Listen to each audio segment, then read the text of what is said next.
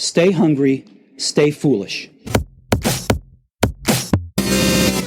Thanks also to our friends at Zai, a global fintech services company specializing in foreign exchange and payments and supporting innovation in all its forms, including this show. Check them out at hellozai.com. Today's book tells us how digital platforms are inverting our economy and what that means for our public high schools. It is a fascinating read for those of us interested in transformation of any kind, innovation, Bitcoin, education, and universal basic income. Questions that arise include, what does the future look like as jobs continue to decline? Why will trends like decentralization and open source impact education? When does human bias impact economic viability, and how can anti-bias lead to an anti-fragile democracy and economy? Will artificial intelligence help us or hurt us? It's going to be one of those shows that we go down many, many rabbit holes, and I hope you stick with us. There's so many lessons in here for innovation of all types.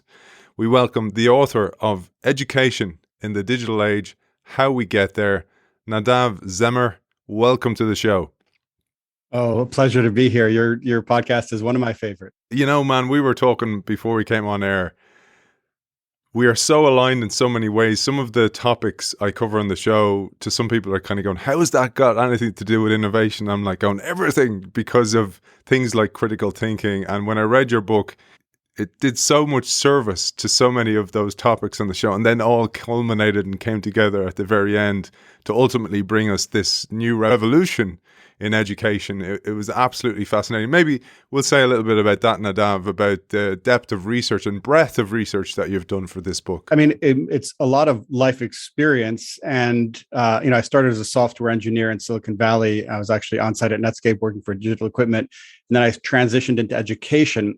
And I just happened to be standing there at this intersection of technology coming on one side and education falling apart on the other. And then I started noticing that there's actually something happening, that the future, the digital economy, actually the revolution or the renaissance will happen from education, because it's an attention economy. Our attention, how we use our attention, how citizens use their attention will determine how effective they are in a digital economy. So I just happened to be standing there to see this. It actually happened to me the first time in an executive leadership training, and they kept talking about being a learner. And I was wondering how I ended up at learning when I thought I was going into business. And then I started noticing that being a learner actually was discouraged in education, right? When it's compliance driven, and that our executives are being trained to be learners. And so something started to open up inside me, and wondering, where is this convergence of profit making, profit taking, and education? And what does it have to do with being a high school principal, which is what I was, and how does that impact my students as they graduate? And so it's, I'm a terrible reader, unlike yourself. I listen to a lot of podcasts. I have a learning disability with my reading. So it was listening to a lot of people like you who educated me. And so most of my research was just from people like you, frankly. I'm honored, and I learned so much from your book, so we helped each other out here. And I wanted to talk about that. So one of the great maxims of innovation is innovation happens at the intersections. And you mentioned there the intersections of much of your background. There were so many different aspects, but also that part of being the learner. And I wanted to bring that back to something that's really interesting, which is something that you talk about in the book. And I highly recommend the book for people who want to learn about how we got to where we are. So the subtitle is How We Get There, but also you bring us on a journey about how we got to where we were. And actually, that's really interesting, because this idea that you mentioned there briefly is that being a learner is actually not encouraged. It's discouraged. So how about we talk a little bit about that, because this is interesting for people, because then we'll actually go, well, this is where we were. Where are we going next? And so let me just start. Where we're going next is actually back to ancient traditions of oral traditions, where before we started pen and paper, before the Industrial Revolution happened. And so in the 1850s, Johann Gottlieb Fichte was this guy in Germany. Let me just read a quote of his. I think this captures so much. he said, education should aim at destroying free will so that after pupils are thus schooled, they will be incapable throughout the rest of their lives of thinking or acting otherwise than as their schoolmasters would have wished, right? And so this is the ethos that was brought back to the Committee of 10, and the robber baron said, hey, we need robots for our factories, frankly. And so this sounds like a great program. And that's when our modern high schools were born in that model with the Committee of 10. So that is really how our modern high, and we might shake our heads at that now, at how inhumane it is, but we needed robots, right? We needed somebody to run these factories, to do the accounting. The British Empire managed their empire all over the world with paper ledgers, and somebody needed to be able to keep that in different countries and have it be standardized. So that standardization brought us very far and brought us a lot of literacy and math. But today in a digital economy, that's now bankrupt. Do you know what it reminded me of, Nadav, was the whole idea of the QWERTY keyboard that has persisted, and it was designed for a typewriter, not for an actual computer. And I saw this parallel between that and the education system, that the whole idea of the QWERTY keyboard was designed to slow us down so people wouldn't get carpal tunnel syndrome, so the keys wouldn't jam. Yet that persists on our keyboards, that's not a problem anymore, and they're actually designed to slow us down. And I thought about, actually, that's what's happened with the educational system as well. It's fit for an age that's gone past, and actually not fit for the age we're already in, let alone where we're going in the future. But I thought we'd start with the end in mind, and you mentioned this towards the end of the book. You mentioned about the whole idea of the best businesses are businesses that give a North Star for their people, so they can actually use critical evaluation and critical thinking in order to get there, so they're not told what to do. And you start the book with an elevation of 30,000 feet, your view of the world that we're graduating into, and then you dive into the narrows of economic and historical context, informed by a clear view of digital economy and a detailed understanding of the platform-based business unit. And then you put it all together in the final section of the book beautifully. But I thought, Nadav, we'd start with the vision. And I'll just quote this to warm you up here a little bit, because I love what you say here. The book makes clear, who controls the metrics controls the world. Standardized tests have been destroying schools and students in the name of learning and education. The digital age can enable large-scale urban schooling without mass standardization. Your vision is one where learning can be accounted and registered on a blockchain ledger. Learning records and credits that are indexes of actual value can rebuild trust in the social mechanisms of intergenerational transmission and education. Human capital can be created and understood in a fundamentally new way, and teaching, learning, and community can be preserved by digital technologies rather than destroyed by them, as is happening now with the screenification of everything. How about that for a way to warm you up? And perhaps let's start with the end in mind, where we're going, and then we'll get there. So the book was the beginning of a journey that now is an app. We have a team developing an app. In the book, I call it DNA Credits. Now, in reality, it's called High School Credit, or highschool.credit. So that's where we're going. It's an app. Now, the app is quite simple. It's focused on educational data. So it's basically a transcript app. Right. What we're doing is decentralizing the high school transcript. We're focusing just on the work of 11th and 12th graders, with the assumption that if we realign incentives for 11th and 12th graders from evaluating them with standardized tests to evaluating them based on kind of gold standard credits, which are project-based, we actually change the ecosystem from pre-K all the way through 10th grade, but just focusing on this high leverage point of 11th and 12th grade students. And what that causes, kind of as an accidental byproduct, is our high schools then become these centers of media production. So the hyper local media market, which right now is a vacuum waiting to be filled, high school students can fill it telling local stories. Or if it's math and science content, they would be creating content kind of like Khan Academy, if you know what that is, but where the videos are made by students and for students. So the whole platform is based on segments of academic content, media, 10-minute segments of academic media that are minted into NFTs. And so the high school transcript just then becomes a wallet of these non-transferable NFTs. So that's where we're going. And that's, early next year, we'll have an app for people to play with. So that's the end in mind. Okay, well, I wanted to get that in there because unfortunately, like you talk about in the book, attention is the currency of a digital economy. And for many people, and I get this all the time, by the way, from the show, is that many people kind of go, will you do a shorter version? And I'm kind of going, but by removing essential pieces of the jigsaw, you actually don't get the full picture. And actually, I kind of think it's important to be able to train our attention, as do you, and as do you, for the future of education and for our children in the future as well. They need to actually have this attention. They need to have critical thinking as well. But we'll get there in time. But I wanted to make sure for those people who might tune out that they know what the vision is, and perhaps they might find ways to collaborate or actually spread that vision somewhere else in the world. So that's the end goal. Let's build how you do get there in the book, because you say digital economies are built on a combination of abstraction and crowdsourcing. Without understanding this, we cannot understand the digital economy, nor prepare our high school graduates to pursue freedom in a digital age. I thought this was really interesting. So perhaps you'll bring us through that journey. What's happened in the digital economy is we're able to take, so let's just take it, concrete examples I think are the best way.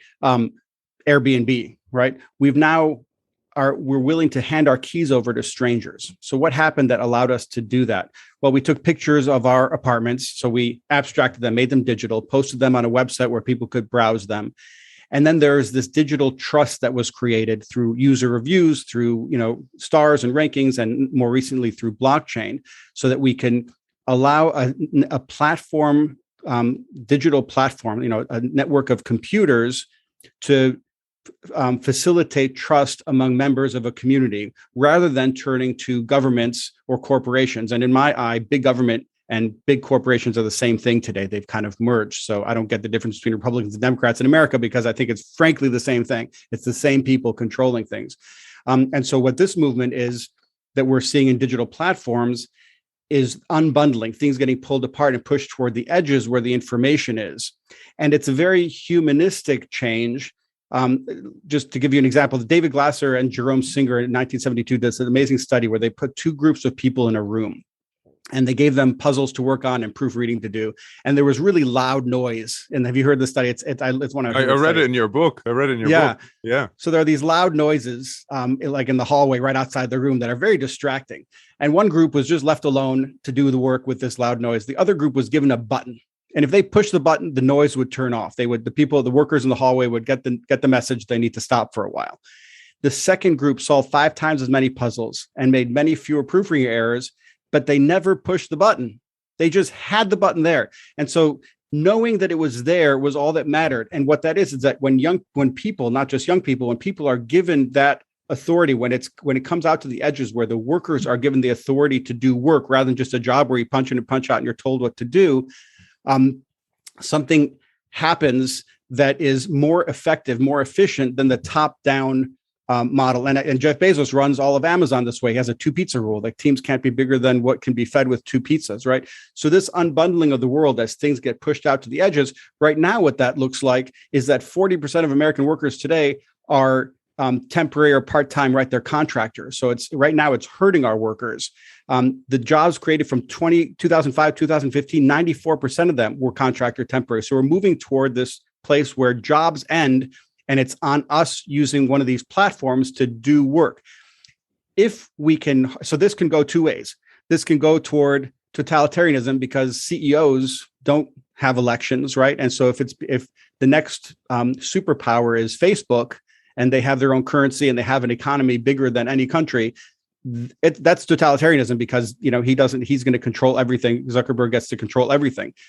Open source, on the other hand, that makes things transparent, allows us to take in a different direction where there's a surveillance rather than a surveillance, and a community of interested parties can get together. Now, I don't know which way it's going to go, but I know that education is going to play a critical role in educating our young people as to the options and how they can make money and be successful while preserving democracy.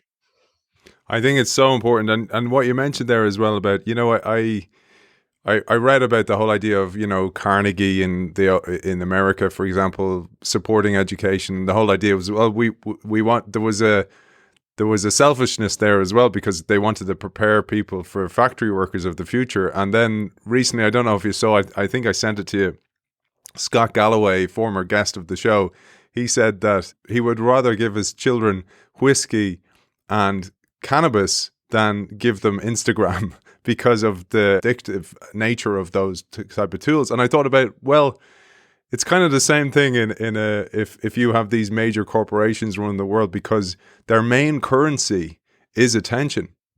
You nailed it. In the modern digital economy, the scarcity is no longer capital like factories and materials. The scarcity is human attention. That is the scarcity that we're competing over. And so if one person can aggregate people's attention and control it, then they can control people's choices, and they can subvert democracy, and they can control economics, right?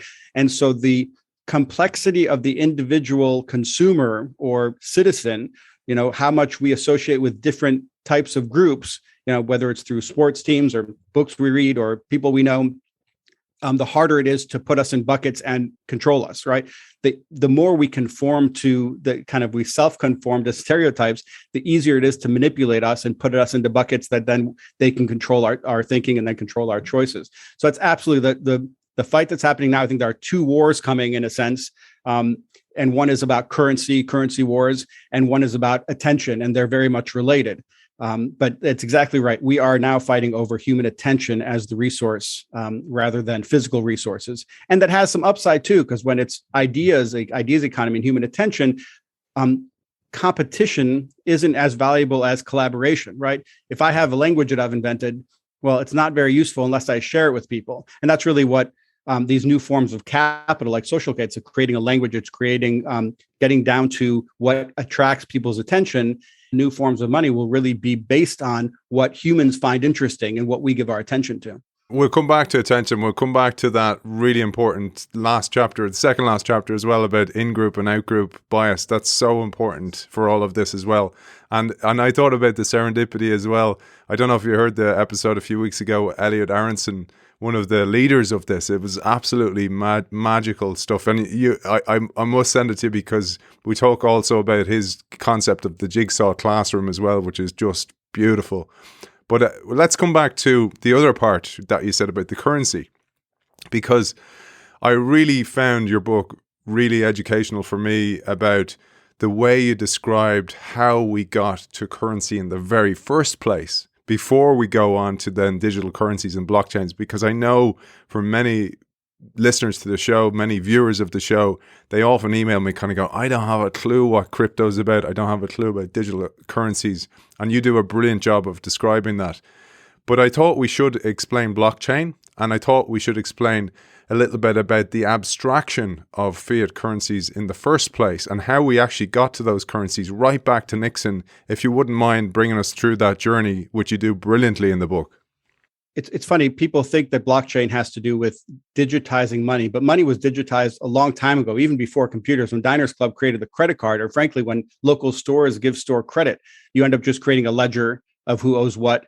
And then money isn't in the gold coins that were transacted. Money then starts just becoming a ledger of account. And it actually turns out that if we go back as early as we have any recorded human communication of any kind, what we were first keeping track of is who owes who, who owes what to whom. So money is a form of abstraction that abstracts our labor into some unit that we can transact, so we don't have to barter. And then in the, so initially it was gold in the Western cultures was something that ended up being the main form of money. And over the past 150 years, we've slowly shifted to paper with fiat currency, where, the U.S. government in Roosevelt, because of financial crisis there, couldn't have the dollar be redeemed for gold. And then Nixon, because of the Vietnam War, also the same problem. And he just said, hey, now it's just these paper bills and they have their own value because I said so. That's what fiat means, just I said so. And then since then, the US dollar has become in itself considered, just because it's kind of a group illusion. We decide it has value, and so it has. And now we're in this transition where these blockchains, where these distributed communities are coming together and defining money. And so they're not digitizing, but what they've done is created a ledger that, instead of being controlled by a centralized authority, the banks, the governments, the big corporations, instead of asking them to manage relationships between us, right? So we can trust each other to transact. We can trust that the money has value. What Bitcoin has done is created a totally transparent ledger that anybody can view and that has copies all over the world, so that anybody anywhere can leverage the computer system to trust transactions between each other without having to trust one player who, if you give one player control of money, they're going to, they have a printing press of money. And so that's what the government has had. And of course, every politician is going to print money because they have their own pet project. How do you resist the, control of the printing press of money? And so all Bitcoin has done is say, we're no longer going to give one person control of that. What we're going to do is create something that the rules are set in advance. And with open source, anybody can read the rules. And then we're going to agree to these rules. And with those rules in place, we can all have a money system that isn't controlled by any one person. So that's really all the technology is. And it's super simple. It's just a ledger. This account has this much in it. That's really all that we're doing here. They have these fancy words, triple entry accounting or all these things, but it's really just a way to have a ledger of accounts that that nobody other than you can get in there and transfer money from your account to somebody else's. Nobody else has control of that. In our current system, when your money is kept at a bank, and money there, I go in the book in a lot more depth, that money is actually a measure of debt. The US dollar is actually an issuance of debt. Bitcoin is not. You actually hold the Bitcoin yourself because you control that account. You don't give it to a bank or some corporation to control for you. So you have control of it. And that is a fundamental change to money, as simple as it is. And one of the things that you said there I found was interesting. So FDR asked for all the gold. So give me all the gold, we'll put it in the bank and we'll give you back these. And actually, that's kind of like a token to go, this is how much you have. This is a tokenized version of actual physical gold. And it was all paper-based. But what I found interesting was then later on in the book, you talk about, well, for example, the spending on military, that if you look actually at the numbers, the money printed versus the money in circulation, there's often huge discrepancies that you talked about there. And this is one of the big problems. Yeah. So when you control the money printer, when you need to pump money into the economy, when the Fed says we need more money in the economy to stimulate the economy the way they've been doing recently in particular, it's easier until we had digital technology, it was always easier to give to big contractors. And the military industrial complex was the biggest. So when they had to pump money in the economy, it would go through military contracts primarily. And what that's caused before, when it was gold and you couldn't print more money unless you had more gold. And that was something that, you had to secure. With fiat currency, we started doing these projects, $1 trillion airplanes that were never used, right? Hundreds of billions of dollars to invent new military technology that literally was grounded immediately after it was created, just to spend money and just to kind of drive the economy. And so what we're talking about is the industrial age. We had this thing called a jobs loop, right? You have a job to make money, to buy stuff, to make jobs, right? And so spending money was kind of patriotic, and having a job was just to buy stuff to make more jobs. And we wanted that loop to continue. In the digitized world, we have an opioid dopamine cycle, right? Which is really the cycle of how a baby learns how to walk. They try something out, they get feedback. So the cycle is really take an action, get feedback. And so that shift from having to make money, having to spend, having to buy stuff, and that when physical stuff is involved, where we have to just generate more stuff to make more jobs, when attention is what we're fighting over, what we're looking at is how to trigger that dopamine hit in our brains. That dopamine hit, the way it's designed, the way our brains was designed, that is a reward for when we learn something new, right? You can take drugs and do things to get that reward, but it's really when a baby first stands up and feels that balance, that's what drives them to keep learning. So that's one of the reasons that education is really the heart of the digital economy, is because we want to learn how to trigger that dopamine cycle ourselves. And that only happens through learning new things, right? And learning new things in social media, learning wherever you're trying things and getting feedback and trying to adjust to learn the algorithm to get more likes, or wherever it is, it's a learning cycle. I don't know how we got here. I told you, man, we live in rabbit holes. I'll come back to that because that dopamine cycle, that loop is so important. It's something I tell my kids. I tell them, like, no screen time is invented equal. Like, as in, so if they're watching crappy shows on YouTube that are really, really short, I explained to them, actually what you're doing there is burning up your dopamine receptors because you're getting these short-term hits. It's not the same as watching a science program or watching a longer-term show. I was explaining this to my older son recently because I listen, when I listen to music, I listen to long abstracted pieces.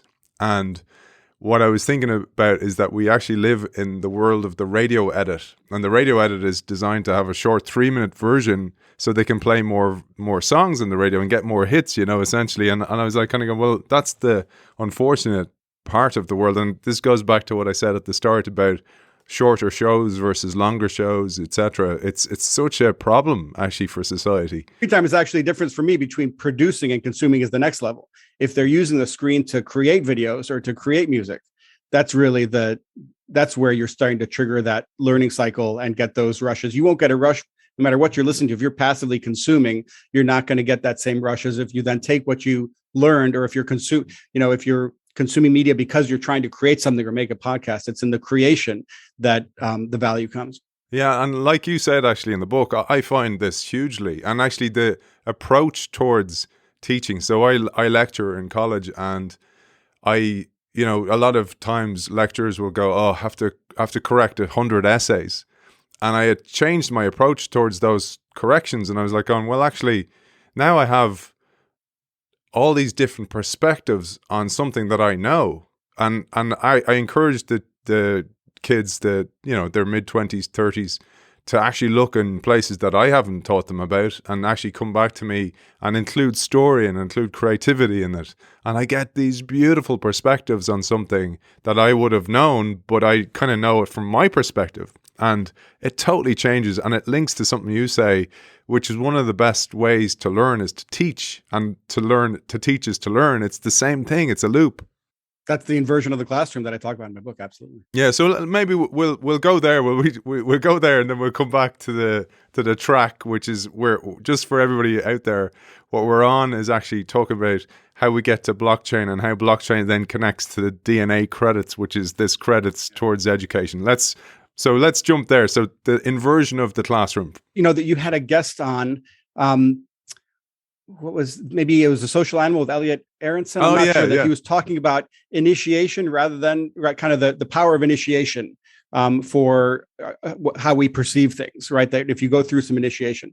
So if we're going to talk about an inverted high school credit, in a traditional credit, you do a bunch of whatever, and then you cram for a test, and then, you're evaluated based on, a little bit of time at the end. The inverted credit is inverted. First, you cram for the test and cover a bunch of content to get a breadth of the space, right? And so that's the content layer. The content layer is just the beginning of learning, right? That's you're given a bunch of resources and you have to kind of learn the lay of the land. Then the next step is to go into planning and then into production of creating something using that content. The content is like the building blocks. If you don't then use those building blocks in some way, that's not in-depth learning.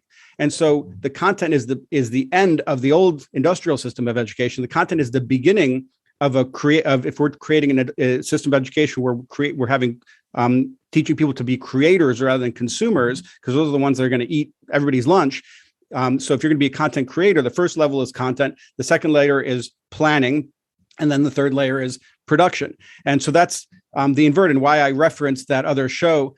What's important here is, instead of a high stakes evaluation at the end, what makes a difference is a high stakes entry at the beginning, right? So if you put a screen that students cannot enter into the work without having studied the content, and that lets them initiate the learning, that gives them the right to participate in the platform and to earn a credit. Kind of, that's the table stakes. They've already invested, and their investment is what gives the platform value. And so that inverted model, we first have students invest with what we call a zero credit. That's the initiation. And because they have to do that work for no credit, that gets them into the platform. And each credit, they have to then do that initial work to show that they're serious, right? And it's the same way if you look at it like any journalism team. They don't let everybody participate, and then the bad ones fail. Sorry, we're not going to use your content. The good ones, they screen people at the beginning and they try to hire the right people, right? And so that's really how all of these decentralized platforms are going to work. You're going to be your own brand, and you have to get in the door, get the job, and then doing the job isn't where the evaluation is. It was to get in the door and actually, land the contract. That is where things happen. And so that's the inverted credit model. And it's really based on a focus on skills. If we're not focusing on content and teaching, evaluating kids on being able to regurgitate information, what we're focusing on is skills. And so the students think about, and so skills, it's like going to the gym, you have to practice. So if a skill that we're looking at in a classroom is like inferring a theme from evidence, let's say, right? That's a skill, learning how to read something and pulling out the theme, kind of reading between the lines using inference. Well, you have to be able to think about understanding the content first. Do you understand the reading? And you can select what are the key passages, and you can think about literary elements that are used, right? So there are sub-skills.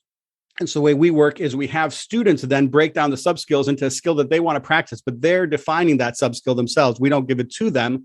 And during the production of their work, they're showing practice, whether it's active listening. They choose a few skills that they're going to practice over and over in the production of their content to develop actual skills. So it's like going to the gym. We want to see with multiple revisions that they're, lifting the weights and actually practicing active listening and getting to know the sub skills and getting kind of into the weeds of what it's like to do the learning rather than to just, the current model is you kind of pour stuff into the kids and then you measure what comes out.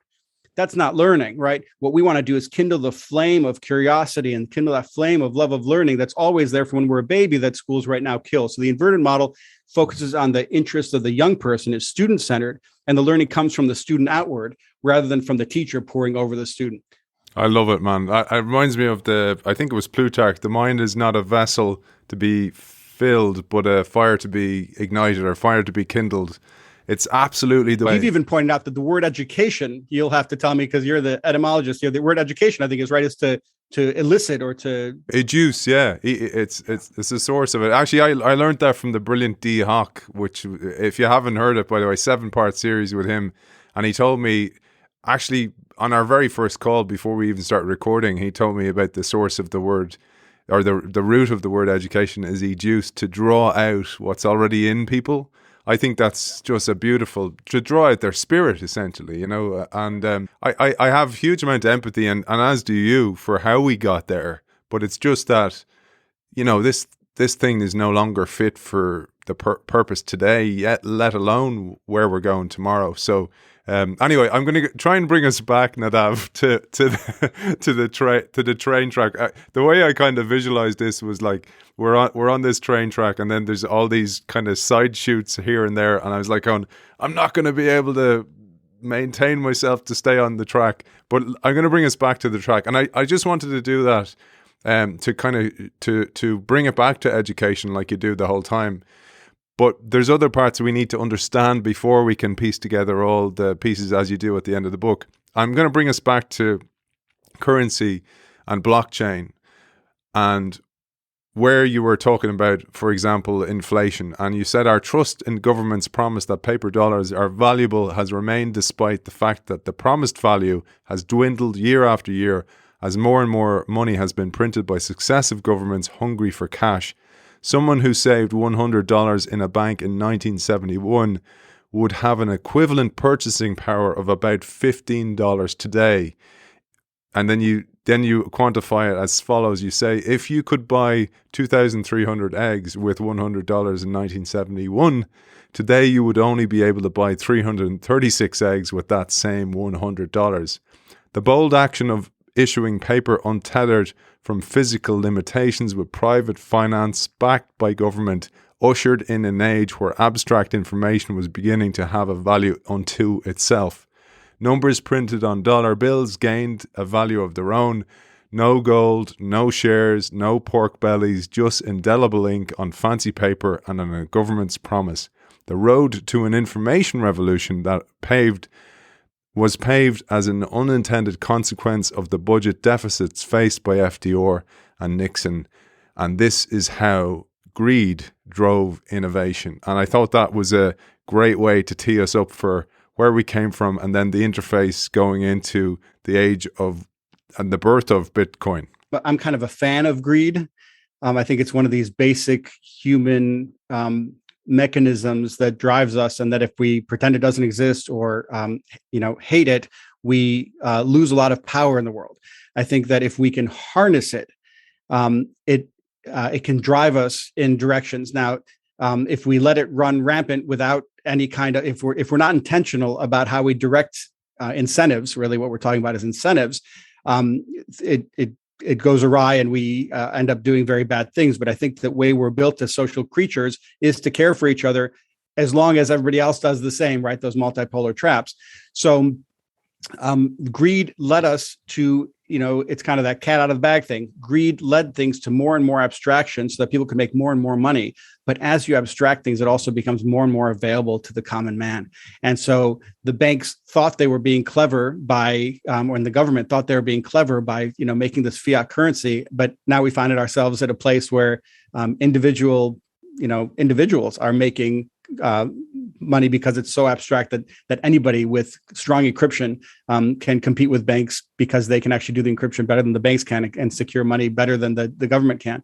So it's a really fascinating thing how greed drives innovation, and then that innovation can actually lead to challenging that greed and making it better for the common man. I don't think that's how it goes by default. I think it takes intentional planning and education. Frankly, I think that's where it's going to be at. If we educate our young people to harness that, we have a chance. But otherwise, that greed can centralize until we're all being controlled by Big Brother.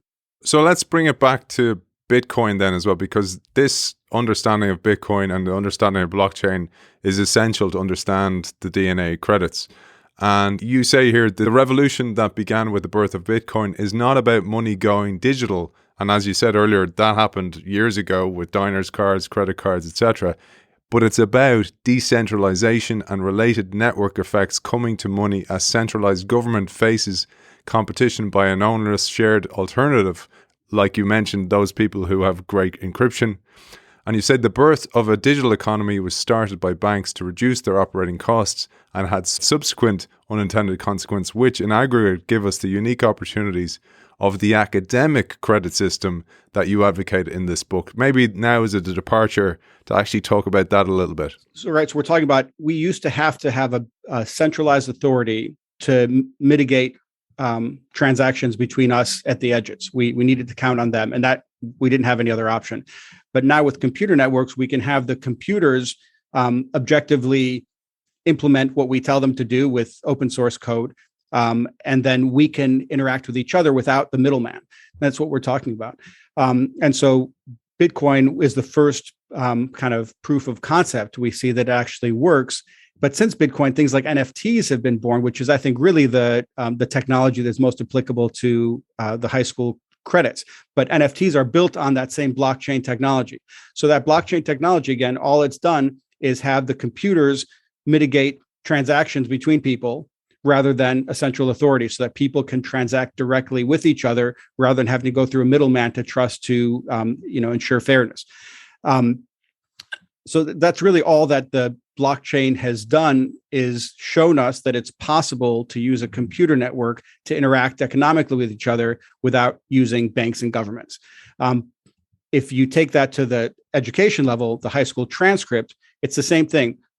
Each politician prints more credits because they want graduation rates to go up. So they issue, just like printing dollars, they print cheaper and cheaper credits. And now the high school transcript is totally broken because it has no value. You can get a high school transcript at some schools in America without knowing how to read. So unless your transcript has that fancy school name on it that everybody recognizes, they know that transcript has value. The transcript itself a priori cannot be assumed to represent any learning. And so then we turn to standardized tests, because we do need good educational data. We need to hold our schools accountable. We need to know which schools are doing good work.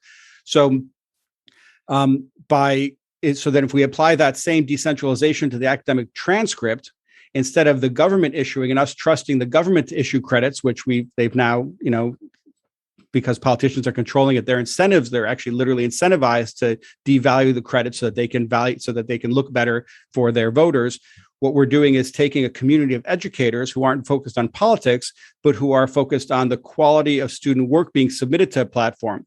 And so we use the computer platform to mitigate and ensure the quality of content coming on. And then we don't need the centralized authority. We don't need the government or, frankly, the textbook authors or anybody else to control what is a high school credit. And so that's the kind of the application of the blockchain technology, the ledger of accounts of who owns what. In an academic setting, it's which students have which credits.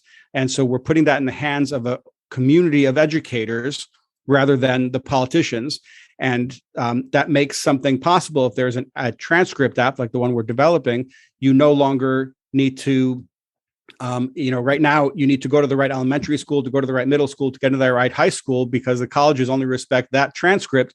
And now a student can turn at 16 who hasn't been academic and suddenly produce content in their 11th and 12th grade and be on an equal playing field with any student from any school and apply to the same universities or jobs. So we're democratizing access to education by taking the data, educational data, and putting it in the hands of educators, distributed educators in the, kind of at the edges of the system, rather than counting on the centralized authorities that have the perverse incentives, because they control the printing of credits. I'm going to come back to that as well, because you talk about some of the biases and some of the natural things that happen through upheaval. And one of the concepts you share is the prevalence-induced concept change.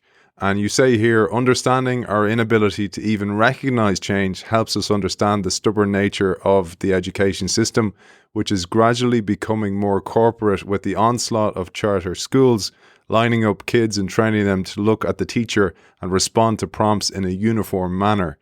We can be patient with these developments as we recognize our own difficulty to shift perspectives when something we hold dear is challenged. Our brains convince us that we know more than evidence actually suggests. You think about somebody who made a lot of money for the first part of their career, and now they have money and they need to figure out what to do with it, right? They need to shift from learning how to make money to learning how to build relationships and have meaningful experiences. And it's what they're going to do is just keep going back to making money because that's what they know, right? It's that streetlight effect. The guy's looking for his keys, and somebody comes over to help him and he says, "Oh, you lost your keys. Let me help you." And he says, "Oh, did you lose your keys here?" "No, I lost them over there in the park." "Well, why are you looking here?" "Well, there's light here. The park is dark," right? So we look where there's light. We look where we have evidence. We look where we have experience, and we tend to drive looking in the rearview mirror economically. Our governments do. And so that tendency to refer back to the past is how our brains work. It's a normal part of how we survive in the world and deal with all the data that's coming in. But when there's rapid change, as there is right now, that breaks down. And so in education, we start turning toward better and better versions of industrial schooling and more control and more top down, rather than turning to the students and really getting into the soil of their thinking and how we can plant seeds in that soil. We try to, put on chemicals to make their thinking, right? That kind of using the metaphor of farming, so it's natural for us to want to go back to what's familiar and to look to the past for answers. But really, we need to start looking at recent past for some indication of where we're going rather than the industrial past. And that's very, very, very difficult to do.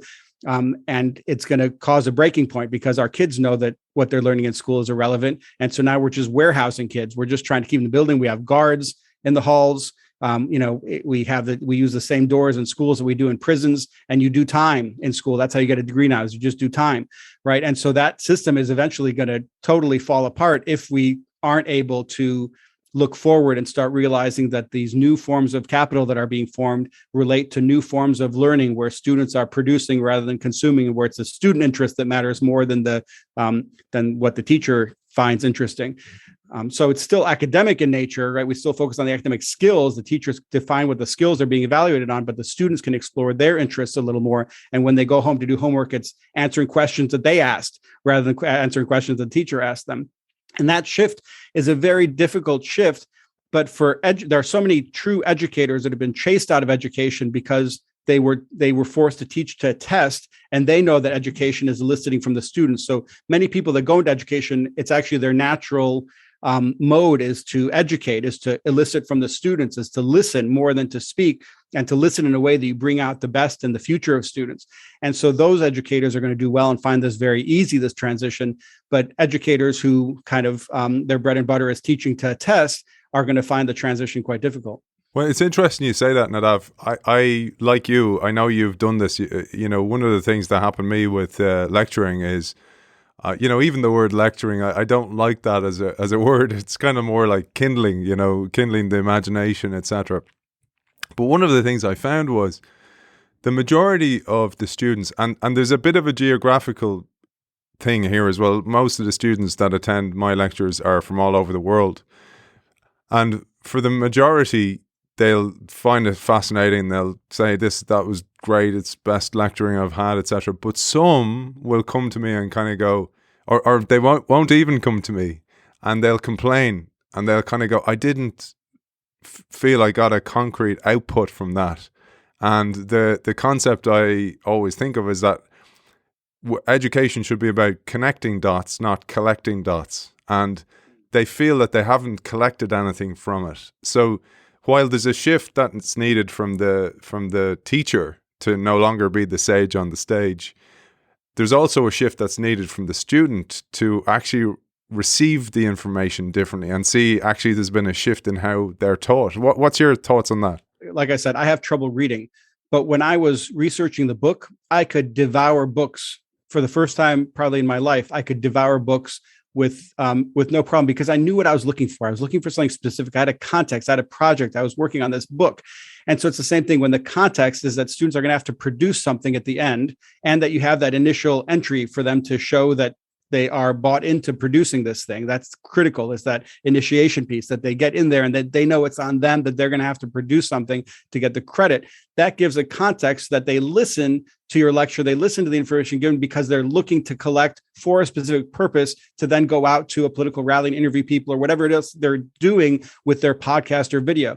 So without the context of project-based learning, right, without the end goal, if they haven't seen young people going out into the field and having the freedom to go interview people and to explore and to, and to enjoy their learning in the real world and to connect it.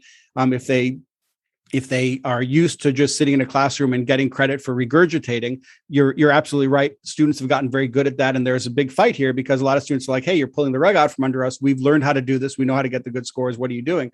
But what they want is good data. They want good, fair data that they know, that it's very clear to them how to do well on, and then they'll do well. Those students will do well on this as well. But we have to make it very clear what's expected at the end, and what data we're collecting to evaluate you. Without that clarity, it gets confusing. But with that clarity, project-based learning has been around way before this industrial stuff. It's ancient stuff. I grew up in the Waldorf schools, and Rudolf Steiner's ideas about learning predate all this stuff. So we're going back to ancient traditions of learning, and those will come very naturally and will grow very naturally for us. But the context is critical. The context in the classroom is so critical. And if right now everyone is asking, will this be on the test? That is the only question that anybody asks. And I'm not talking about students. I'm talking about teachers too, because that's how they're evaluated.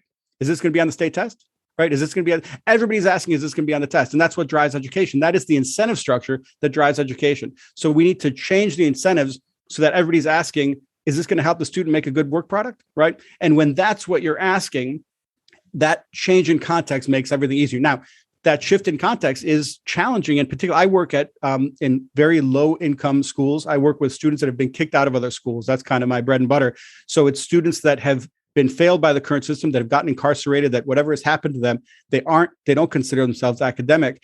And so for them, in their culture, it's very hard for them to make the transition from the old model to the new model because they see school as a certain way and it's let them down this certain way. But that trauma, you kind of, that's what is familiar. And so, but whenever one of the students experiences producing something for the first time, then they become unstoppable. And so, one student I can think of really struggled, cursed me out, was violent, was really a troubled student. And then he discovered welding and he loved welding. He learned math after that. Like everything in the context of becoming a welder was no problem. He knew where he wanted to get. And it's that, the end in mind.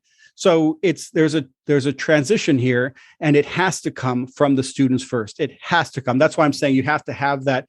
The high stakes has to be at the beginning at entry to get onto the platform to earn these credits. There has to be a big entry to show that students get what this is about and get why this is important and get the attention economy. They have to get those basics to buy in. If you don't get the students to buy in from the front end, it's impossible for teachers to force project-based learning down from the top down. It just doesn't work. Beautifully articulated, man. I was thinking there about so the importance there for me doing the lecturing is actually upfront how I contextualize everything, because then they have a vision onto which to stick the information that's relevant towards their vision, or if they have an essay to do or a project to do, and I articulate that first and then give the content, then they kind of go, oh, I see how that's relevant, etc. But I thought about how interesting that is. That inversion in the classroom is also the inversion that is required in the workplace. The whole idea is you're not just a cog in the wheel. You're actually, here's the bigger picture, and here's the bigger picture for you. Maybe we'll say a word on that, because you also talk about this inversion in the workplace. Like I shared before, jobs are gone, right? We're not creating jobs anymore where you punch in, punch out, somebody tells you what to do.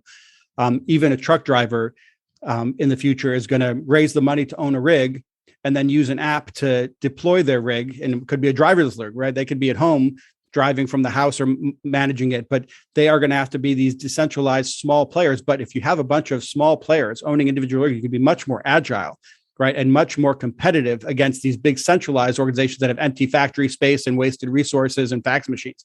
So there's an opportunity for the individual player to compete against and take down these big players. But the downside is that, what did was the Jay-Z, that I'm not a businessman, I'm a businessman, right? So we are our own business. And that's the shift from being the businessman in the suit to not worrying about that suit and that top-down hierarchy in the politics, but learning how to get work done. And that really is about learning how to focus our attention. So mindfulness and all these practices. How do you take your attention and produce a result for whoever is your client? And that's what we need to be teaching our students. And right now we're teaching them how to sit down and shut up, Lovely, man. I so agree, by the way. I think the whole idea of, and it's one of the undertones of this show is actually empowering people through information to think about the gig economy and think about where they fit in that gig economy, and think also about how you can use all these open source tools and in the future artificial intelligence to empower that. You mentioned the truck drivers. When people talk about truck drivers, they go, oh, well, they'll be replaced by artificial intelligence. You go, well, not quite. They can use the artificial intelligence to actually empower themselves to really be valuable in that world. It could go either way. I think it's really up in the air. And I think that's why education right now is, this is the revolution, right? This is the peaceful revolution, is to educate our young people in all this so that they understand how their attention is being captured, so that they understand the opportunity to take down the big dominant players. But if they don't understand that, the network effects tend to centralize. And so you can have these kind of Frankenstein, half centralized, half decentralized platforms where the value comes from decentralizing to the crowd, but then it's collected to centralized profits and centralized control, versus the open source movement where people aren't even paid for their work. It's a really remarkable thing, but it's transparent and open. And the agreement is that we all share and collaborate to make something much bigger that then we all benefit from professionally. So I'm not sure which way it's going to go. And if our schools continue the way they are, it's going to go toward the dystopian centralized control, and, a rising mountain lowers all valleys rather than a rising, tide lifts all boats. And I really don't think it's likely to go the democratic way unless some big shift happens. And I think changing incentives in high schools is that key high leverage point to cause that change, so that so that we start learning to manage our own attention. Or let me say differently, the communities that do change incentives and start empowering the young people to manage their attention will eat everybody else's lunch. I'm going to jump back a bit, Nadav, for a moment, and then I'll come back to the end of jobs that you focus on as well. One of the things we mentioned several times, but I've just remembered we haven't described, is this concept of inversion. Now, I know people will visualize what that means. It's flipping it upside down. But you talked about this inversion in business and also then in education. I thought it was really useful to understand inversion in business. And one of the things you talk about is that in banking, and you mentioned cryptocurrency before, but you say bankers see what's coming even if they don't like it. The only thing anyone needs to create their own bank today is strong encryption and a community of clients who trust that bank, in inverted commas, will protect their digital ledger of accounts from hackers. We can thank the bankers who invented these industries for making digital money decades ago, before we had even noticed they ever had in the first place. So let's use that as a way to share the concept of inversion and then take a moment to map the current topic of inversion onto the field of education. How about that? So inversion, how the industrial model with factories, you would design a product, you would design some marketing, and you would, push it out so that people would need to want it. And then you would make sure that it broke pretty quickly so that people would have to buy the next version. And that's true. I mean, the financialization of the economy was the next step where, now all we cared about is stock prices and things became so abstract that it kind of went crazy and just getting numbers of stock to go up rather than even having a product at all. But the inversion is from the industrial. So that's kind of the financialization of the economy was kind of a period in between that led us to this new digital cryptocurrency phase. But so from that top down, and if we look at capital, I think is a good way to look at inversion. So in the old model, you would have these Mad Men style advertisers paid by these factories to push these products down, and then we would consume them. And in that model, as a sidebar, I think that advertisers are really the main educators in America. Most of our education comes from advertising, not from our schools, right? Now, so that's the top down. You have one person at the top that controls everything. They decide what product, they decide the box it goes in, and they push it out to us to need to want it. And then they make the profit centrally. The inverted model, somebody puts on a website, hey, this is a product we're looking at. And then people invest in it and say, hey, I would like that product. They haven't built it. Don't have a factory. They don't have anything. They just have the concept. So it's that abstracted product. They put the product on a website, on a screen with pictures, with images, with ideas, with concepts.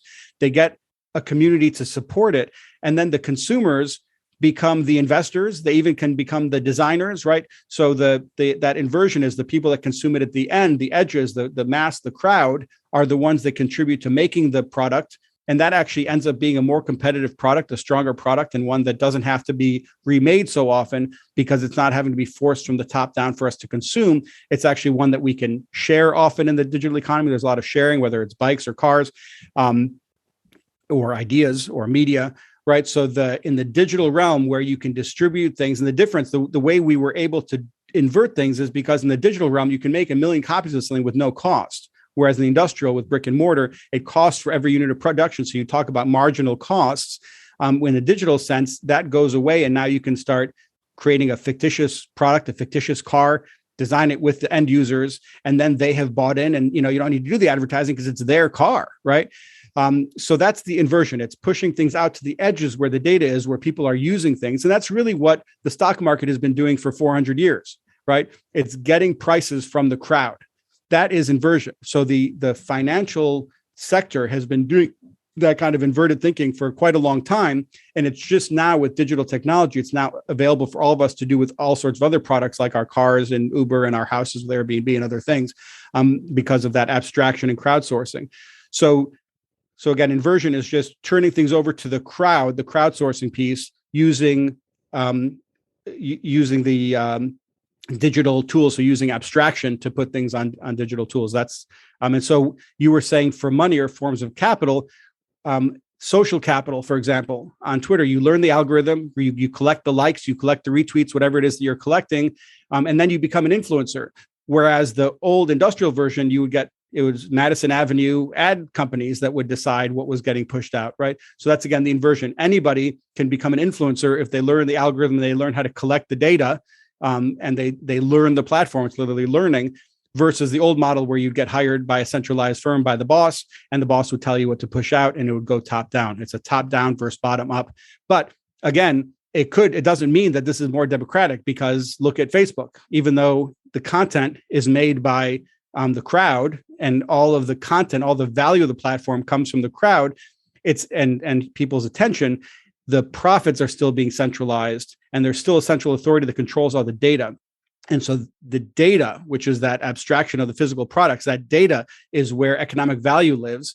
And if our young people do not understand that their attention is their value proposition, and the data their attention generates is actually the measure of that, then that's how they can become influencers, for example. If they don't understand how that system works, platforms like Microsoft are going to keep just, harvesting human beings for their profit. Yeah, and it's a really important point, both for the children of the future, but also I think this is something that so many of the organizations I work with legacy organizations that are grappling with new business models, etc., and then abstraction.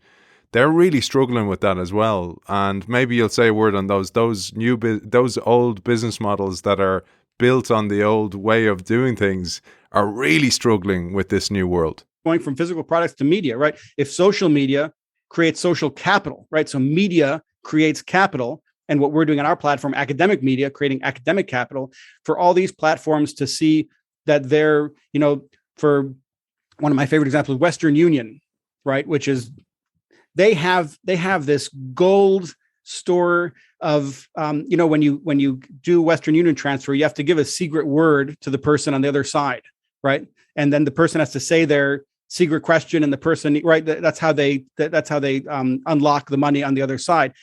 That database of people's secret questions and the crazy answers, I think is it's amazing. They could do shows. There's so much interesting data in there, but they don't get that weird media, that data has value. They're still obsessed with controlling the money transfer, right? So for these businesses to look and where they have data, where they have media that's valuable, where they've collected any kind of media about human attention, frankly, it's a hard transition. And it's a leap of faith to go to the crowd and have them design your products rather than your internal, right? Rather than your internal design team. But once you do that, the crowd is so powerful. There are so many different types of thinking, so many people that could think out that you don't have to worry about who you're hiring. You don't, right? If you can open things up, but it's Google, when they were starting, opened everything up to the world because they saw that getting more people onto the internet would help them. And now that they have a platform with Google Search, they've now closed that up. But that it takes that leap of faith for businesses to open everything up and expose what they think is their intellectual property and make it available to everybody. So everybody starts using it, so that everybody comes to their platform to take advantage of that, because they have the brand recognition, and that it's that influencer status, right? It's how people perceive you matters more than what your product really is. And so, Disney is starting to realize that they have this brand and they have followers, and that they can now monetize. And in the book they give the example of cornmeal, right?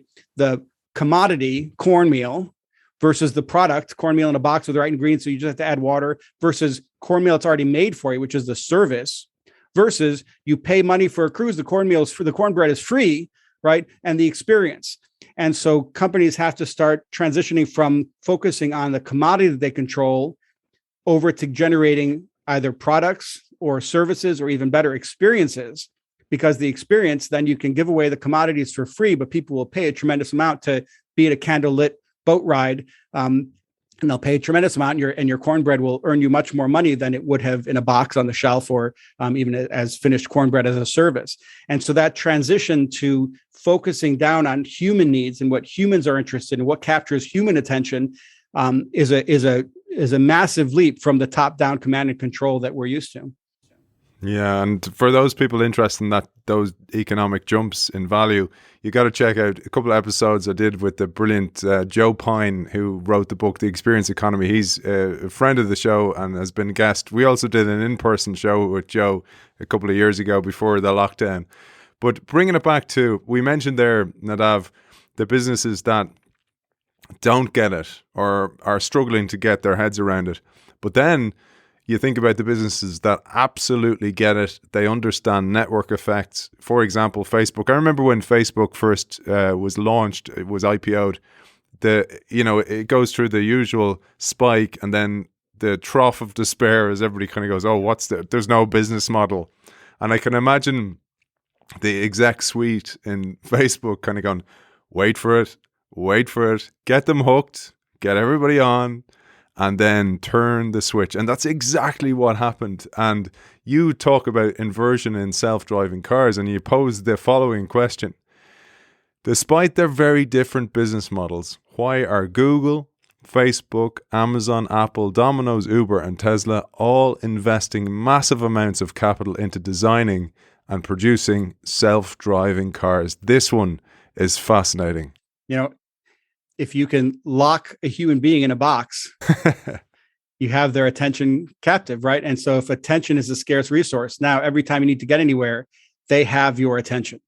They can put ads in front of you. They can control, even not ads. They can push music that you might like, right? They now have control of your attention, which changes your preferences, which changes even how you vote. And so it's a tremendous amount of power to have every person in every car on the planet that you control that environment. And so they'll give you the car for free if you are willing to be fed whatever they want to feed you, and they'll feed you stuff that you like. It's not going to even be stuff you don't like. It's not going to feel like advertising. It's going to be based on AI studying you, finding what kind of music, what kind of things you like, and gently inserting the products that are paying them to control that environment. And so if you can control the environment, if you can capture people's attention, that is the business model of the future. Okay, I'm going to jump from there, which is fascinating stuff, understanding the captive model and understanding how, one of the things, Nadav, I thought about was I used to work in media, I used to work in radio, and I used to talk about the competitor not being another radio station, but being, for example, car manufacturers, and people in radio were kind of going, what's this nut job talking about?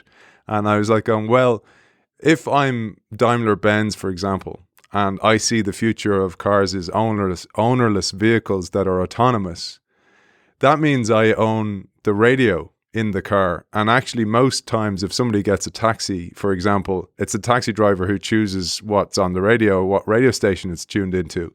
And I was saying, well, actually, what if in the future, the car manufacturer actually not only controls the media center, but also starts selling advertising?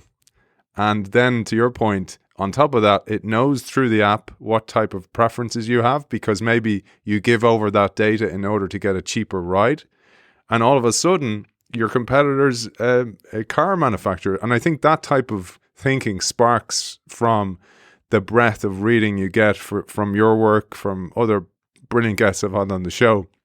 Maybe you have some thoughts on that. I think you nailed it. If we can, the tricky part for me and what concerns me is as the AI gets to know you, and as we've learned that, Facebook can then start manipulating, people get things on their Facebook feed that they didn't even click on, they weren't even interested on the AI, just because somebody else recommended or whatever else, you end up getting, and you end up getting things in your feed. And what they want is things that are, that cause emotion, because that's what's most memorable. And that's what has things stick.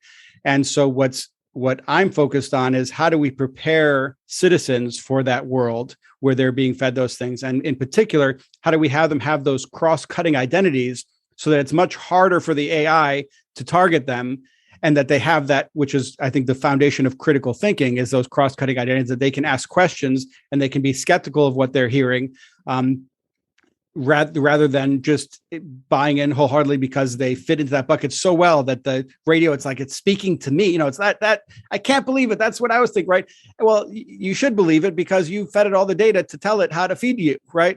And so how can we create education where students are exposed to ways of thinking that they're not normally exposed to, and exposed to people that are different than their parents?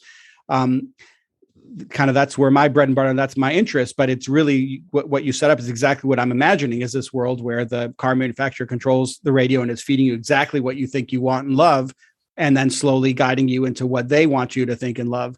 And that's quite terrifying, frankly. And it again leads to that rising mountain lowers all valleys scenario, where we have a very few people on the planet that have all the capital, and everybody else is giving their data for free and being used. And, and we have a very, very, very poor class, as we do in America, the richest country in the history of planet Earth, and people right here in my neighborhood who can't afford, and not only can't afford, have no relationship to money at all. They have no idea what to do with it, because every time they've gotten it, it gets stolen from them in one way or another, from advertising or from government programs or whatever it is. So it's really, if we do not get control of this soon, if we do not start educating our young people in this soon, I think we're going to end up with, frankly, blood on the streets. I think it ends up being physical revolution that happens because we stop caring for human beings, because the human beings have turned into the products that we're advertising, that we're selling. It's a huge question, and you do talk about meditation. Yuval Noah Harari talks about meditation as being a super skill of the future. One of the other things I thought was, if, for example, you think about many of our viewers as well, of our listeners, many are well paid, maybe both if they're married, both work, they earn a lot of money. but the cost is often huge, and I've been there myself. I'm not preaching here at all, by the way. I've been there. I'm only snapping out of it. I'm only awakening, and I do think there's an awakening across the planet, hopefully, to go, well, there's more important things than stuff, and there's more, for example, we both have children. Our children grow up really, really quickly. So I want to be present. And I don't mean physically, I mean mentally as well as physically present when I'm present. And that's always a challenge for me. I always have to work on that. But then also that I don't want to just fill up my time by working in order to buy stuff. Because one of the biggest things I get told all the time is people is like, where do you have the time to read? Where do you have the time to write? How do you make, and I kind of go, well, I make that time. I actually carve out attention span for myself. And then I train myself. And one of the reasons I write, Nadav, is actually to train myself to be able to critically think. And that's difficult. Like, it is really, really difficult because I have to often work on that. I make sacrifices in order to do that. And it's one of the things I really hope will happen from these shows, is to just inspire others to do that as well, because it's so essential for our futures, for our happiness, and for the planet. That's the scarcity, human attention. And when we take that attention for ourselves and invest it in ourselves and our families and our communities, anything's possible. But the algorithms and the screens are so well designed to ring the bell right when and to buzz the phone right when we are pulling away, and giving our attention to ourselves, that they pull that attention back for their purposes. And so like you said, mindfulness practices like writing, these are the things that are going to save us. But people have to learn to pull their attention back for their own use rather than handing it over to platforms, and then being manipulated by what they see on those platforms. It's a monumental task, but getting to know the young people today, they have a much better sense of it than we did. And so there is a chance, if our education system can engage them in these ideas and have them practice and build the muscles of using our own attention in writing and creating, in producing rather than consuming, we definitely have a chance with this generation because they enjoy the experience, and creation is an experience, right? And so they really value, if instead of a social studies class where you study about the way government works, if instead you go to a political rally and interview people, it's such a better experience of high school, being out of the school, being out in the street with microphones, and then the editing process. If we can get kids to experience it, they will get addicted because our brain is designed to addict us to those experiences, right? But we're fighting against very powerful forces that know us better than we know ourselves. And the difference for me is really open source, closed source, right? If we have platforms that are transparent in how they work, and that are controlled by a community, versus platforms that don't show you how they work, that are closed and opaque and hold all the data, that's the battle that's happening right now, and we don't know which way it's going to go. And my argument is that without leveraging public education, because like the car where you have people's attention captive, the car is for 40-minute rides.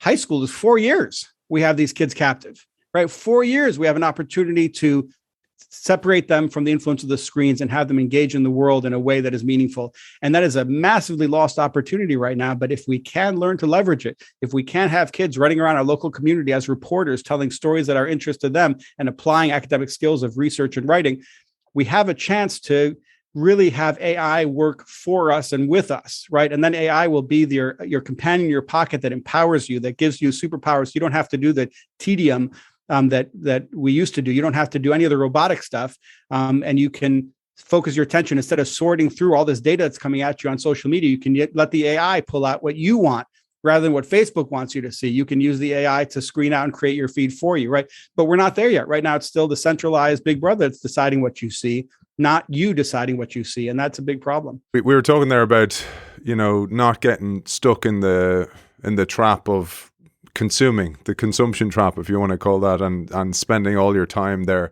But also the other thing is measurement. So how governments are measured, on job creation, for example, being one of the metrics of governments.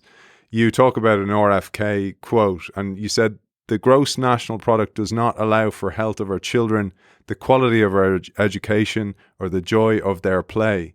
It does not include the beauty of our poetry or the strength of our marriages, the intelligence of our public debate, or the integrity of our public officials. It measures neither our wit nor our courage, neither our wisdom nor our learning, neither our compassion nor our devotion to our country. It measures everything, in short, except that which makes life worthwhile. I absolutely love that. And it introduces the next idea, which is the end of jobs, but not the end of jobs in a negative sense, but the birth of a higher order than jobs. So if the robotic work can be done by robots, what's left for us? And if attention is the resource that we're fighting over, it's really what captures human attention. Where are our passions? Like we mentioned earlier, it's passions that Facebook wants to ignite, right? It's passions that cause engagement and have you stick and stay on something. And that includes doing work. If you have a passion for something, you stick to it and you get through it and you do better work. And so learning to measure, and I think that academic capital actually will be a leading economic indicator, right? Because if we can predict which school systems and which communities are educating our kids to be critical thinkers and to be creators rather than consumers, we can start predicting which communities are going to outperform in a digital economy. And so the government, it's in their interest to start wondering, where are we preparing young people to be influencers, to be creators, and rather than consumers? And that's going to, like I said, be a leading indicator. And it's going to let us see where economic value is being generated. And it's just focusing on gross national product and on these average style calculations, where instead it's not even the median, we're using mean style calculations, right? And so the example I give in the book is, if there's a bar that we're at and everybody's from a certain bank at that bar, and it's all the tellers there at the bar, right? And they all make $25,000 a year, and then the CEO walks in. The way we measure value right now would say that the clientele in the bar in general went up, but it's just one person because we do an average. But if you do the median, you still see the median person there is still making $25,000.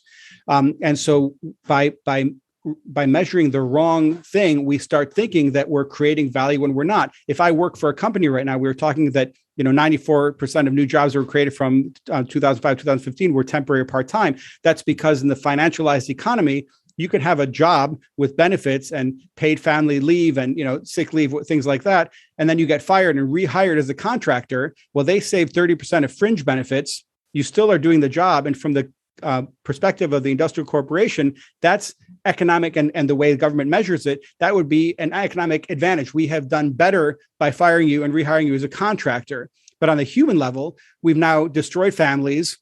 Right. We've increased stress levels. And we know that when you're dealing with financial circumstances, you don't think clearly. We have a lot of evidence on that. And so we're really destroying our culture, destroying our economy from the grassroots. We're killing it. But our measurements are saying we're doing much better.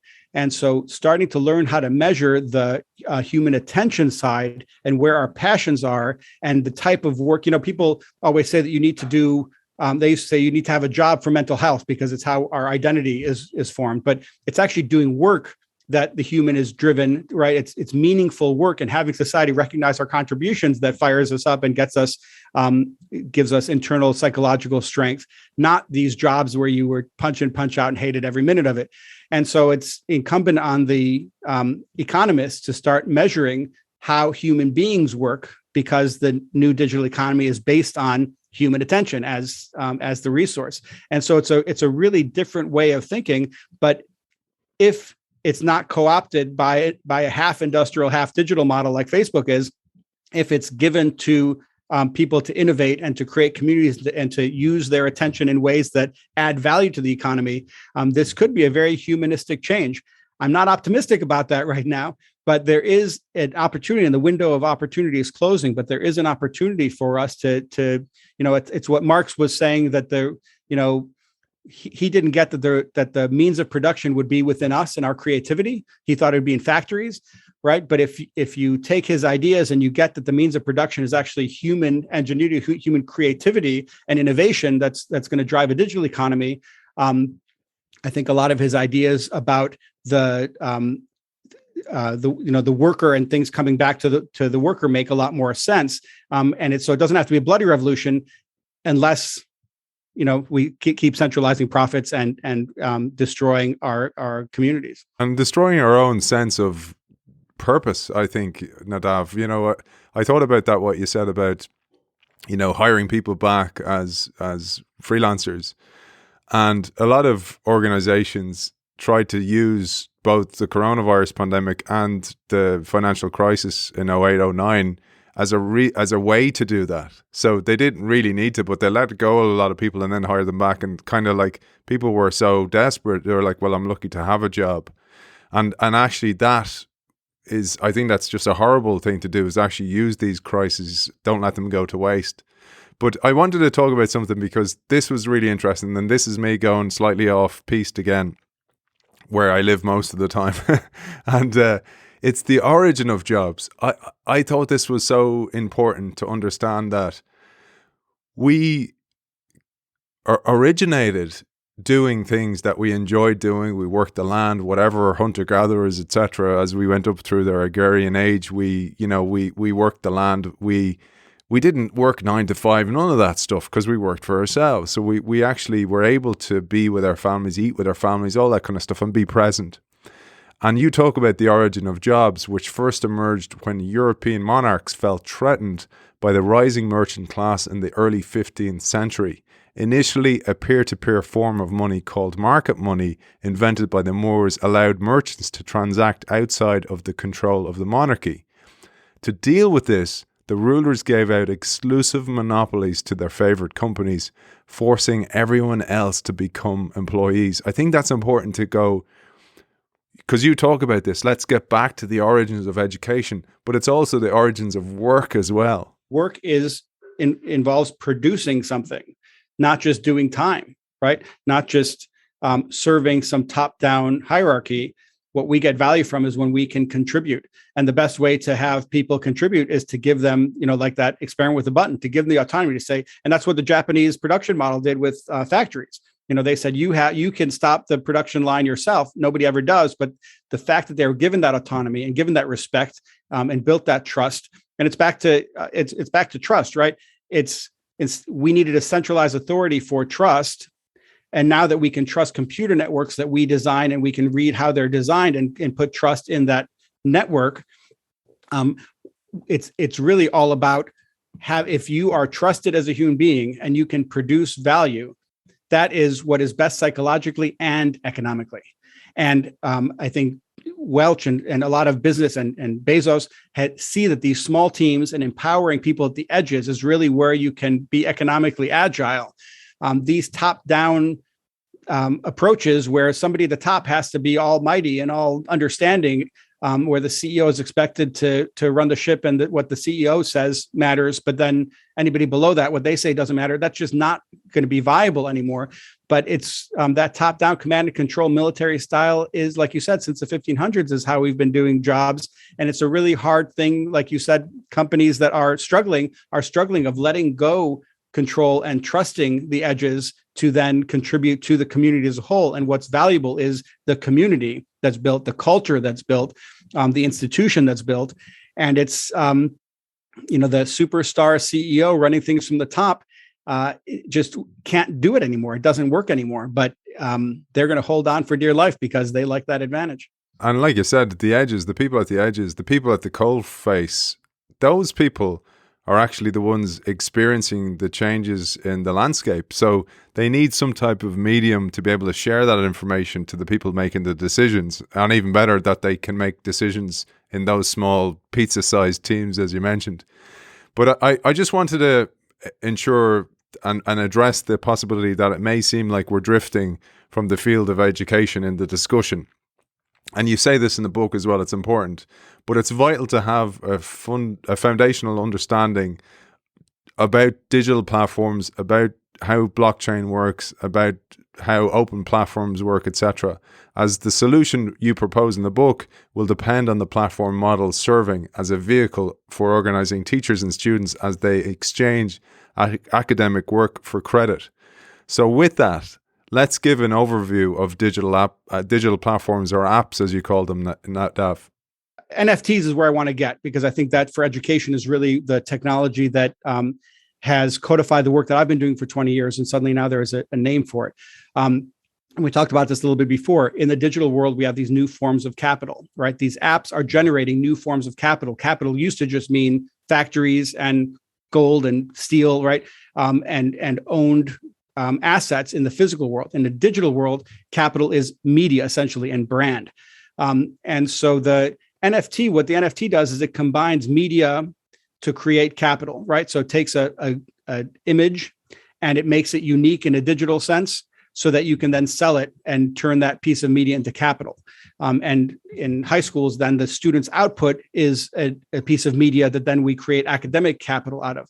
So these apps like Twitter that can create social capital by using people's thoughts, by taking their attention and what they put out to create somebody that has followers, and that followers turns into social capital. That is what these apps kind of how they work, is you through content and the production of content, you then create capital.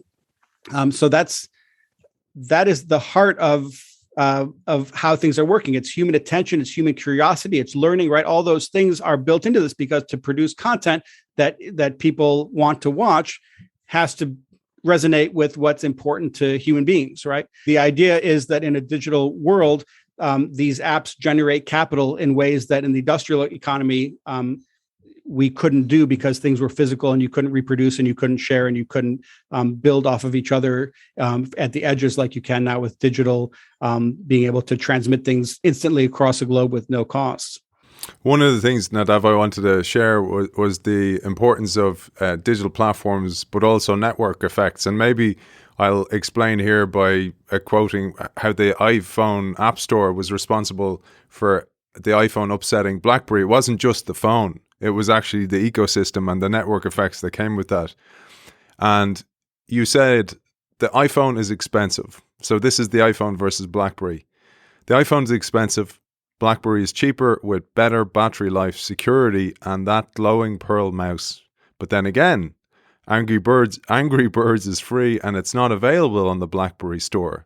So is that map app. So I don't have to buy an expensive Garmin to give me driving instructions. But that's not enough to pay an extra $200 for an iPhone, because I like my BlackBerry keypad. But wait, there are thousands of other apps available on the iPhone store, and I get them mostly for free. Those apps have real value for me. And if I include the estimated price of all that software, actually the iPhone seems less expensive. That's such an important thing, the whole idea of network effects, but network effects in a constellation of ways. And traditional business struggle to understand platform business models. So I thought this would be a good way to describe this, both with the network effects and then the platform business model, because we talked about how legacy organizations struggle to understand this. This is something they definitely struggle to understand. I think it should be called platform effects, not network effects, right? A platform is multiple networks that are brought together, right? So drivers and riders, you look at Apple, the people that make the apps on the App Store and people that use the apps. So that when you pull together multiple networks, multiple communities of people and bring them together, and there has to be some kind of search feature for them to find each other, for the driver to find the rider, and vice versa. That's what a platform is. It's just multiple networks brought together through a tool, through an app, and with some kind of search feature.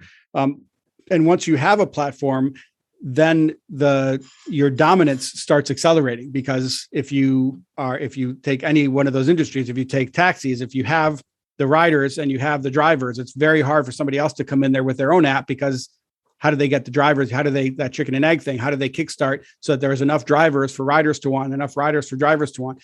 So network effects hold when you get enough people to start using a platform. When you get multiple networks of size to come onto a platform, it's very hard to disrupt that platform.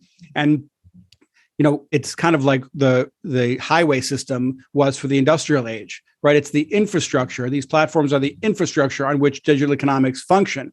And so some of the like Google search or the operating system, these are foundational utilities almost, right? The way the phone company became a utility in the industrial age, or the roads became a utility that we own together and we share, but within the commons.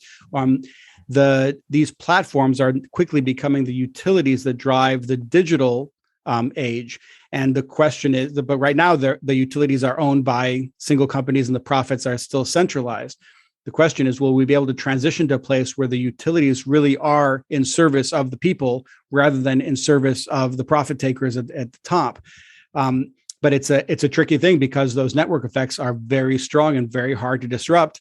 And I'm not convinced that, like I said before, I think big government and big business are the same thing. So I don't trust government anymore to use antitrust or anything else like that, or to take ownership to make it a utility the way they might have done with phones or roads or broken up. I don't think any of that will work. The government is a top-down model. And so it's not the right approach to deal with decentralized business models. The only way to do that is to ensure decentralization of the data so that we control and hold our own data, and open source code so that we can look and see how the platform functions, and we can hold the platform accountable because we know the logic.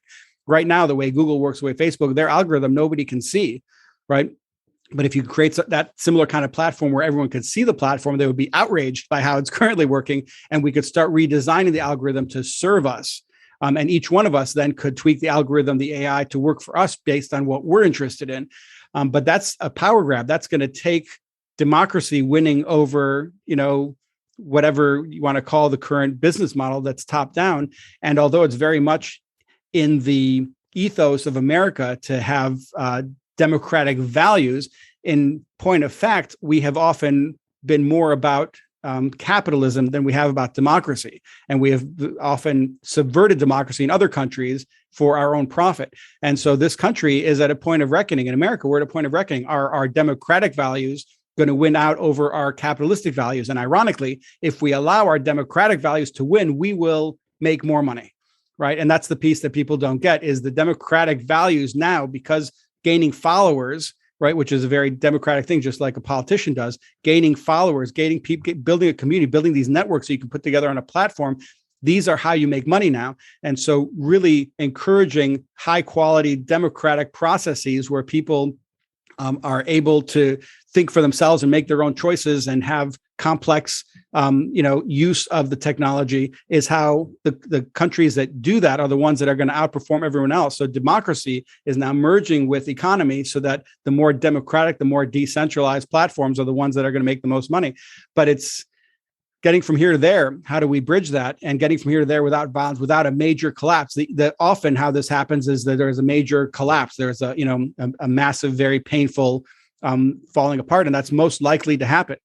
I argue that the peaceful revolution is through education, that if we start with education, we might, and if we focus on 11th and 12th grade education in particular, in 2 years, you can have an outcome where the graduates are now understanding this and entering the workforce and are able to help us solve these problems because they're the ones that are going to find the solutions, versus a lot of education reform that starts in pre-K. It takes 12 years to show any result, to show that they didn't make any difference, right? And now they've wasted 12 years.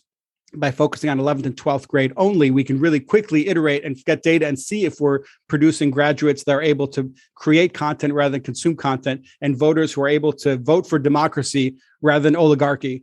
But without something like a massive transformation of our education system, where we're going to end is a massive collapse of the current system for the new one then to be born, but with great, great pain for everybody involved.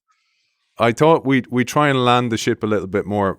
One of the things I really understood was, okay, so because we really need to mention the BIG, not the notorious BIG, the UBI part of this, because we mentioned Jay-Z earlier on. So let's get closer to education. I thought this was useful. You tell us about Austin Alfred, founder of the Lambada School, who doesn't charge students for their education until they make over $50,000 per year. And then he takes 17% of their income until a maximum of $30,000 is repaid.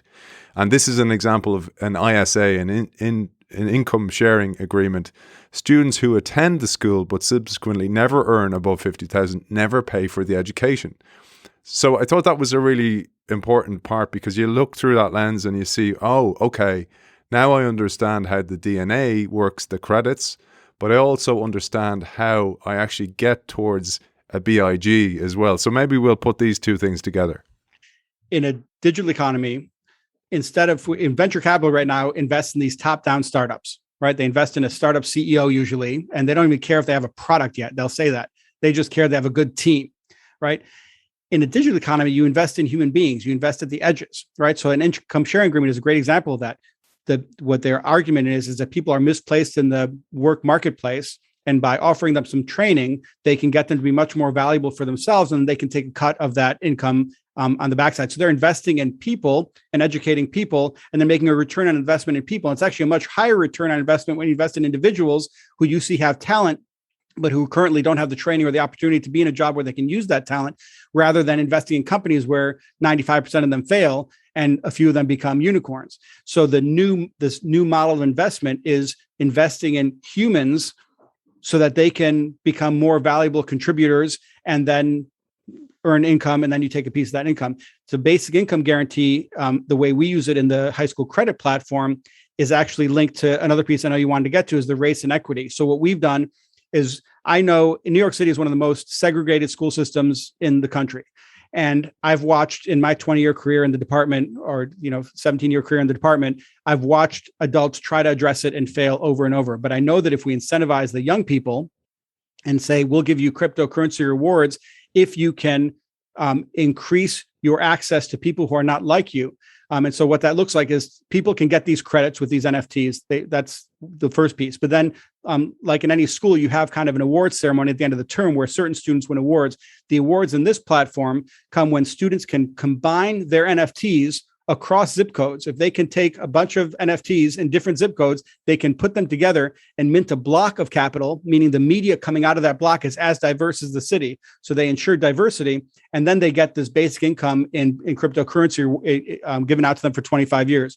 So the incentive is to go out and find students if in the zip code that's not producing these high quality project-based credits, and share resources for the students in that zip code, because if they do, then you can mint academic capital, and then you can get this basic income award. And so what we're doing is we're investing in young people who have shown that they can work with people who think differently than them, and that they understand the value of diversity. And that's, frankly, I think more important than calculus right now, is learning to work with people that think differently than you. So going to people that from a different socioeconomic class, that interaction is much deeper learning than being in a classroom where everybody thinks just like you do. And it's much better learning for a digital economy where we're trying to gain audiences of people that are very different and understand how humans work, not just the humans that look like you, right? So we're incentivizing with this basic income, with this academic capital coin, we're investing in young people who have shown that they know how to work with people and they know how to produce content. And so then we're going to help the transition from the industrial to the digital, because we're giving these young people some money to work with so they can create the solutions that we're waiting for. So the basic income piece is investing. It's the question we were asking in designing the platform is, how do we select the exact right people to invest in to get us through this transition? And what we said is it's people that learn how to create content, which is what our project-based credit system is based on, but then people that learn how to work across socioeconomic divides, right, and break down the walls that we have. Right now, our students are studying in these separate, silos with people that are just like them. That doesn't serve us. In a digital world, we're going to end up having class warfare in this country, where the people in the countryside are going to fight the people in the cities. We need to start breaking those barriers down and having people interact with each other across those barriers if democracy is going to survive, if we're not going to be easily manipulated, if our choices are going to be very independent, critically thought choices. And so we're incentivizing on the platform with this basic income. We're investing in the young people that have proven themselves to be capable of this. And we're dealing with the race and equity issue at the same time by having the students share resources rather than asking the schools to figure out how to do that. I think we've covered everything, and we've got so far. There's so much knowledge, and I told you I learned so much, and it was great to get different perspectives on stuff that I thought I knew already, and kind of get new nuggets of information as well. So I really, really enjoyed the book. I dedicated so much time to it over the last couple of weeks. I really tried to find as much time as possible. I don't often get through the whole books, but I absolutely made sure, and I cancelled meetings and postponed them in order to get through your book. So absolutely fantastic read, and very relevant for so many of the subjects we cover on this show.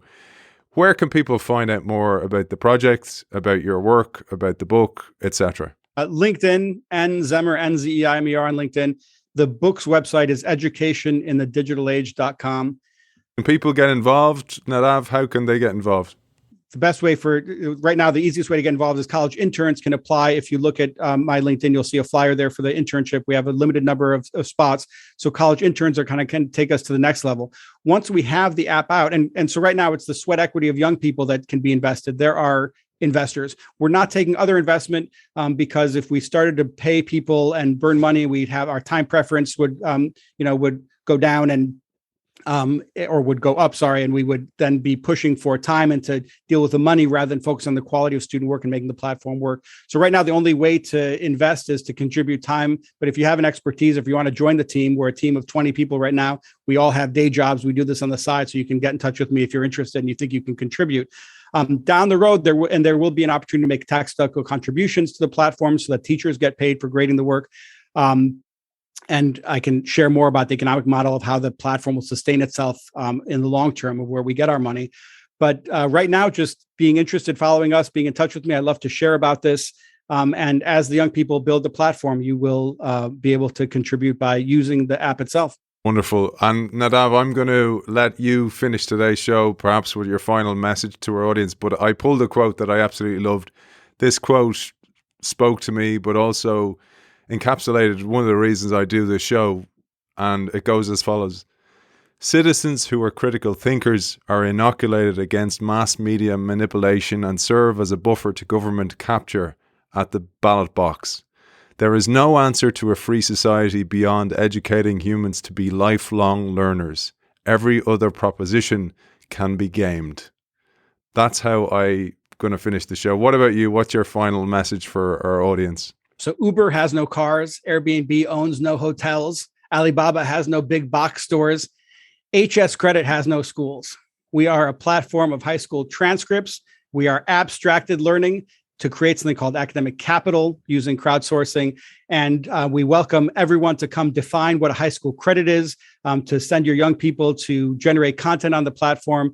And we really look forward to having this grow and become something that can engage our young people in the creation of content rather than the passive consumption of it. Author of Education in the Digital Age, How We Get There, Principal Z, Nadav Zeimer, thank you for joining us. Thank you so much for the opportunity.